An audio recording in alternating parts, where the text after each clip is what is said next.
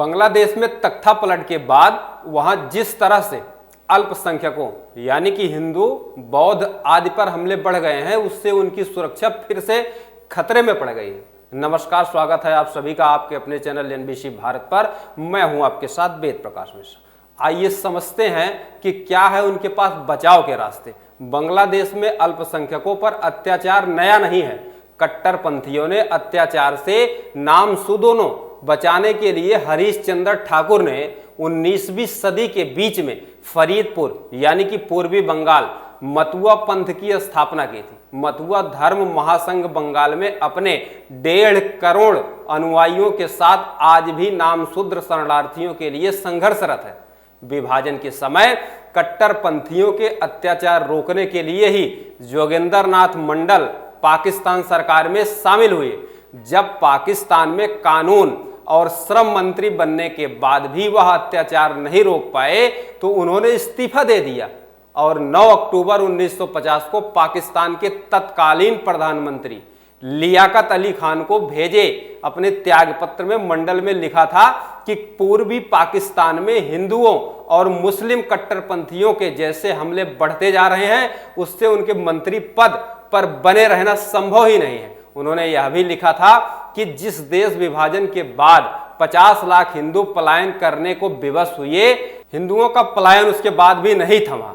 बांग्लादेशी साहित्यकार सलाम आजाद ने अपनी पुस्तक बांग्लादेश से क्यों भाग रहे हैं हिंदू में लिखा है कि कट्टरपंथी मुस्लिम संगठनों के अत्याचार से तंग आकर के 1974 से 1991 के बीच रोज औसतन 475 लोग यानी कि हर वर्ष 1,73,375 हिंदू हमेशा के लिए बांग्लादेश छोड़ के चले जाते हैं। यदि उनका पलायन नहीं हुआ होता तो आज बांग्लादेश में हिंदू नागरिक की आबादी 3.25 करोड़ होती।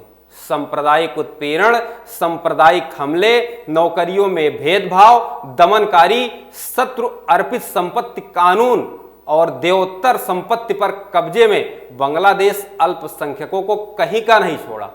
सलाम आजाद ने लिखा है कि बांग्लादेश के हिंदुओं के पास 3 ही रास्ते हैं, या तो वह आत्मदाह कर लें या धर्मांतरण करके मुसलमान बन जाएं और नहीं तो पलायन करके यहां से चले जाएं। सलाम आजाद ने अपनी कृति शर्मनाक में लिखा है कि अल्पसंख्यक समुदाय के पिता के सामने बेटी के साथ और मां बेटी को पास रख करके दुष्कर्म किया गया। दुष्कर्मियों की वास्तविकता से 7 साल की बच्ची से लेकर के 60 साल की वृद्धा तक को मुक्ति नहीं मिली। बांग्लादेश से हिंदुओं को निस्तनाबूद कर वहां के उग्र इस्लामी तथा तालिबानी राजसत्ता कायम करने के मकसद से हिंदुओं पर चौतरफा अत्याचार किया गया। दुनिया में ऐसी कोई जगह नहीं है जहां अल्पसंख्यक न मिले। कहीं धार्मिक अल्पसंख्यक मिलेंगे, कहीं भाषाई, तो कहीं जातीय। सवाल यह है कि बांग्लादेश के अल्पसंख्यक कहां जाएं? देश में मजहबी कट्टरता के कारण लोग पलायन करें, ऐसा सुना है क्या?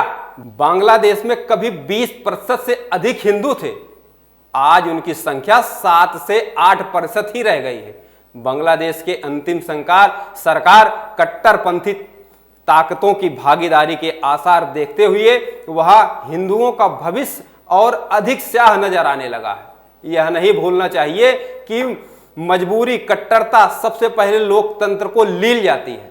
तो वक्त हो चला है आपसे इजाजत लेने का। उम्मीद है हमारी यह रिपोर्ट आपको पसंद आई होगी। आपसे भी उम्मीद है आप ये वीडियो लाइक करेंगे, शेयर करेंगे और कमेंट सेक्शन में जा करके इस ज्वलंतशील मुद्दे पर अपनी आवाज बेबाकी से बुलंद करेंगे।